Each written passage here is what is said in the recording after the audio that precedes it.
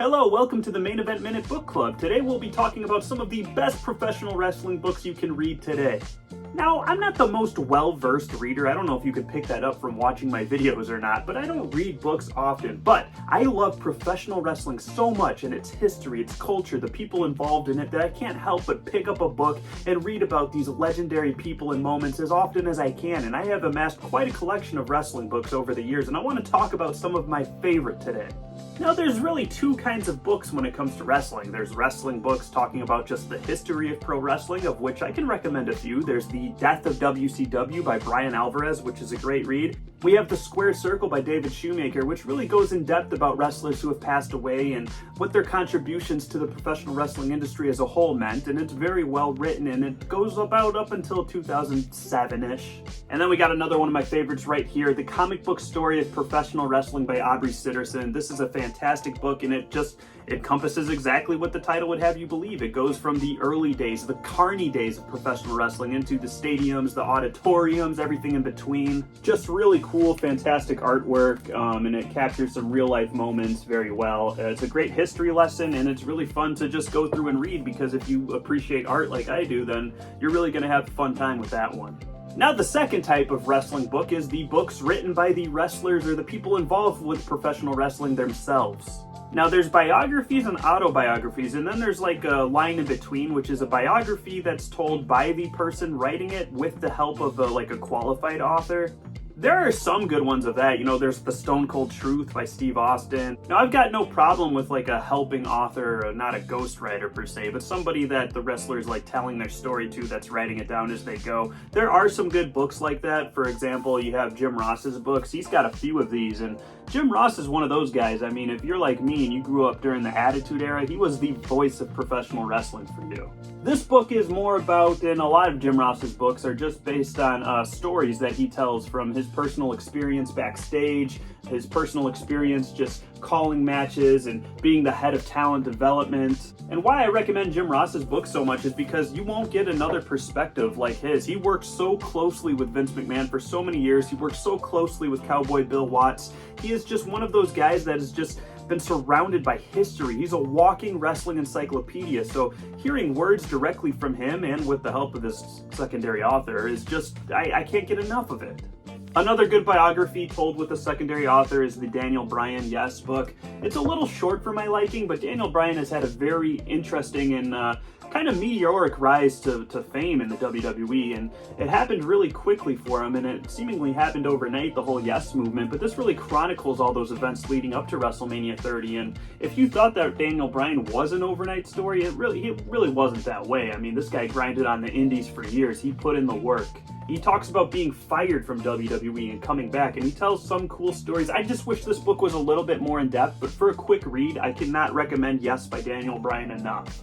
And then lastly, for books by wrestlers with co-authors, you'll have to forgive me because I don't have the dust jacket for a lot of these books. I've had them since I was 8, more or less. Eddie Guerrero, Cheating Death, Stealing Life. Now, this is a bit of a shorter one as well, but Eddie Guerrero has had a fascinating life and story, obviously, coming from just such a profound wrestling family and working his way up through WCW, moving into WWE, his meteoric rise to fame, and that he has such a great story, and he is a good storyteller as well. And although this is told with the help of a secondary author, you feel like Eddie Guerrero is talking to you. So if you can track this one down, it's probably not more than $5 or $10 at your local Goodwill or on eBay. I can't recommend Eddie Guerrero's story enough. Okay, now we're going to get into stories told by wrestlers, solely by wrestlers. These are told in their voice, and these are the top of my recommendations. Of course, we're not talking wrestling biographies if we're not talking Mick Foley. Mick Foley's got a few of these books, and you can't go wrong with any of them. He's such a good storyteller, and throughout these pages, you just can feel Mick Foley talking to you. He's got a good sense of storytelling that really just comes through in his voice. He tells some interesting tales. He's had quite a journey. Very humorous Mick Foley is too, and his humor just shines through these pages. They keep you turning the page. And Mick Foley's been around for a lot of interesting eras throughout WWE's history. He came there in the 90s, and he's had some interesting times in ECW, WCW. Mick Foley's been everywhere. So these books by the man, about the man, I cannot recommend enough. Here's another really interesting one, Mox, told by none other than Jon Moxley, the man himself. I really like this book. It's another short one. It's about 250 pages, and it's told in a non-linear fashion. It's very fun. Jon Moxley has had an incredible life, and he's lived through some hard times, he's lived through some great wild times, and he goes into them in this book. Now, some people may not be a fan of the non-linear storytelling. You can kind of piece it together yourself if you want to. I thought it was cool because at the end, it all kind of makes sense the way he's telling these stories. He talks about the CZW days, he talks about the Shield days, he talks about FCW, he talks about being WWE champion, he talks about leaving for AEW and all of that. Very good read, Mox, by Jon Moxley. Of course, I'd be remiss if I did not mention Chris Jericho. He's had a lot of great books. He's got Lionheart, Around the World in Spandex. That's his first one of the series, but his next one, this one, How to Become Undisputed Champion in 1,372 Easy Steps. This is my favorite of his books because it talks about him being in the WWE, whereas his first book was just his journey up until that point. This one talks about the juicy details of him entering WWE and his initial kind of trying to prove himself up the ranks, being this foreigner from WCW and his struggle with that. Being promised spots in a time where wrestling was very competitive at the top. We're talking the height of the Attitude Era Chris Jericho joined in.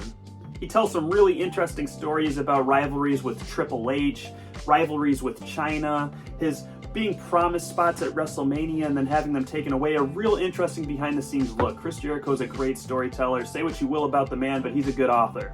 And next, we have my absolute favorite, #1 recommendation for a wrestling biography, and that is Hitman by Bret Hart.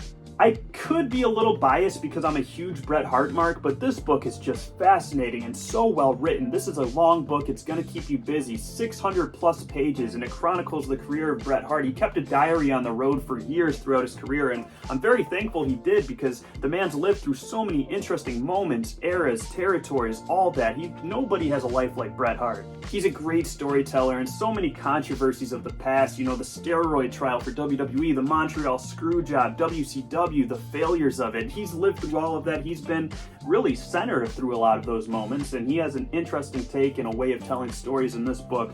I love this book so much, and it made me a fan of wrestling biographies forever. If you're only going to read one book from this list, I can't recommend this one enough. But guys, those are some of my favorite wrestling books. I want to know, have you read any of these? What do you think? Do you have any recommendations for me? Did I miss anything? Let me know in the comments, and I will catch you guys next time. Almost forgot to take a sip of my mug. Take care.